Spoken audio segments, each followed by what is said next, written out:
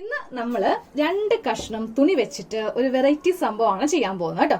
അപ്പൊ ഞാനിവിടെ 2 വെട്ട് കഷ്ണം വളരെ ചെറിയ കഷ്ണമാണ്. അപ്പൊ നമുക്ക് ആദ്യമേ ഇതിന്റെ നീളവും വീതിയും ഒന്ന് നോക്കാം കേട്ടോ. അപ്പൊ ഞാനപ്പോ ഇതിന് ലെങ്ത് എടുത്തിരിക്കുന്നത് ഒരു 9 ഇഞ്ച് നിങ്ങൾ ലെങ്ത് ഇതിന് എടുത്തോട്ടോ. അതൊരു ഇച്ചിരി കുറവുണ്ട്, പക്ഷെ കുഴപ്പമില്ല. 9 ഇഞ്ച് ലെങ്ത് എടുത്തോ.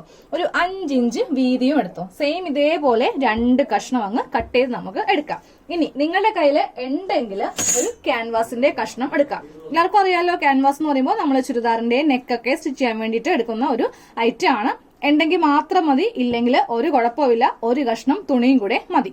അപ്പൊ ഞാനിത് ഇതിന്റെ മീതെ ഒന്ന് സ്റ്റിഫ് കിട്ടാൻ വേണ്ടിയിട്ട് ഇതിന്റെ മീതെ അങ്ങ് ഒട്ടിച്ചെടുക്കാൻ പോവാം കേട്ടോ. അപ്പൊ ക്യാൻവാസിന് 2 വശങ്ങളുണ്ട്. ഒന്ന് നല്ല ഗ്ലേസിംഗ് ഉള്ള വശമായിരിക്കും, മറ്റേത് വളരെ റഫ് ആയിരിക്കും. അപ്പൊ ഈ ഗ്ലേസിംഗ് ഉള്ള വശമാണ് തുണിയുമായിട്ട് ഒട്ടുകയുള്ളൂ. അപ്പൊ തുണി ഒട്ടിക്കുമ്പോൾ തുണിയുടെ ഉൾവശം വേണം ക്യാൻവാസിന്റെ ഈ ഗ്ലേസിംഗ് ഉള്ള വശത്ത് ഇങ്ങനെ വെച്ചിട്ട് അയൺ ബോക്സ് വെച്ചിട്ട് അങ്ങ് ഒട്ടിച്ച് എടുക്കാനായിട്ട്. നമുക്ക് ഇതൊന്ന് ഒട്ടിച്ചെടുക്കാം കേട്ടോ.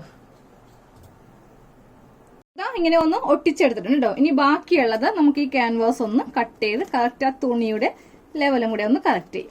കറക്റ്റ് ലെവലിൽ നമ്മൾ ഇങ്ങനെ ഒന്ന് കട്ട് ചെയ്തെടുത്തിട്ടുണ്ട്. ഇനി ഇതിന്റെ നല്ല വശം അതായത് ഇതാ ഇങ്ങനെ അങ്ങൊന്ന് മടക്കി വെക്കാം കേട്ടോ.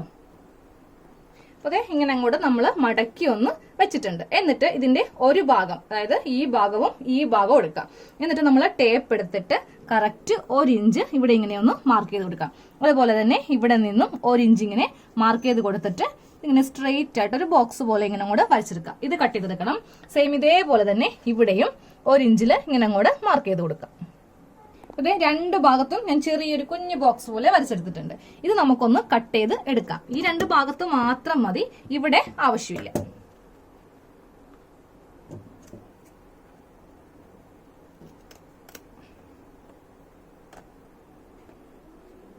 അപ്പൊ 2 ഭാഗത്തും നമ്മൾ ഇങ്ങനെ ഒന്ന് കട്ട് ചെയ്ത് അങ്ങ് എടുത്തിട്ടുണ്ട്. ഇതുപോലെ ഇങ്ങനെ കട്ട് ചെയ്തെടുത്തിട്ടുണ്ട്.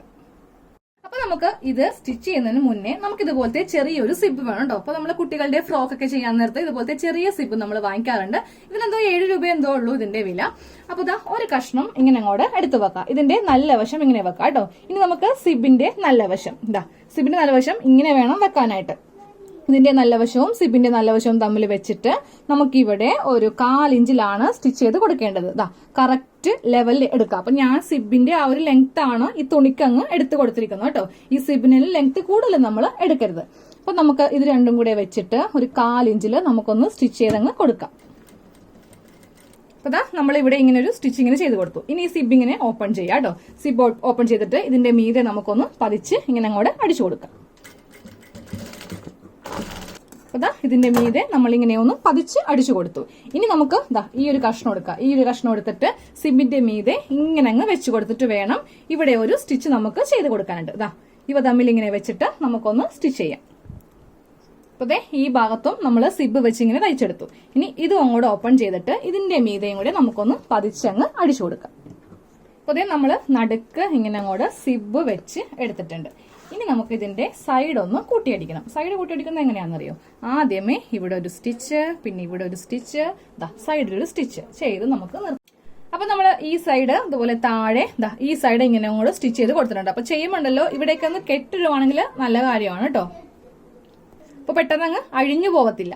ഇനി നമുക്ക് ഇവിടെ ഇങ്ങനെ ഒന്ന് ഓപ്പൺ ചെയ്ത് കൊടുക്കാം. എന്നിട്ട് ഈ 2 ഭാഗം കൂടെ ഒരുമിച്ച് ഇങ്ങനെ വെക്കാം. വെച്ചിട്ട് ഇവിടെ 2 സ്റ്റിച്ച് ചെയ്ത് കൊടുക്കുക. സെയിം അതുപോലെ തന്നെ ഈ ഭാഗം ഇങ്ങനെ ഓപ്പൺ ചെയ്യുക. എന്നിട്ട് സ്ട്രെയിറ്റ് വെച്ചിട്ട് ഇവിടെ ഇങ്ങനെ ഡബിൾ സ്റ്റിച്ച് ചെയ്യുക. അപ്പൊ നമ്മൾ ഇങ്ങനെ ഓപ്പൺ ചെയ്യാൻ നേരത്ത് ഇവിടെയൊക്കെ കെട്ടിട്ടില്ലെങ്കിൽ ഇതിങ്ങനെ അങ്ങോട്ട് തുറന്നങ്ങ് പോരും.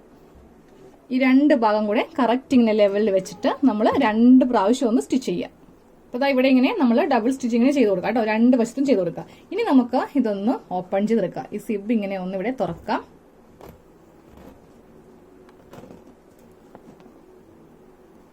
സിബ് ഇങ്ങനെ ഒന്ന് തുറന്നിട്ടുണ്ട്. നമുക്ക് ഇതിന്റെ നല്ല വശം ഒന്ന് എടുക്കാം.